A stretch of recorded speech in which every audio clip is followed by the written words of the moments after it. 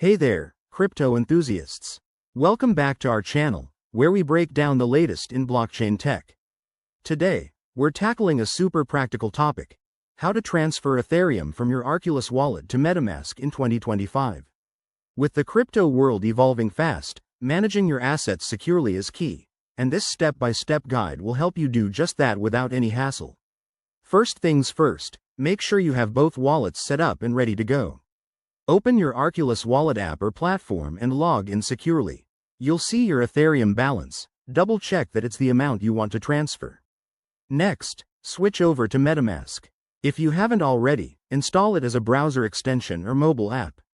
Once you're in, create or select your Ethereum account, then copy the wallet address. This is crucial. It's a long string of letters and numbers, so paste it somewhere safe to avoid errors. Now, head back to Arculus. Navigate to the Send or Transfer section, paste in the MetaMask address as the recipient, and enter the amount of Ethereum you want to move. Don't forget to check the network. Stick to Ethereum mainnet for this transfer to ensure compatibility. Before you hit confirm, review everything twice. Transactions on the blockchain are irreversible, so accuracy is everything. Once you're good, approve the transaction.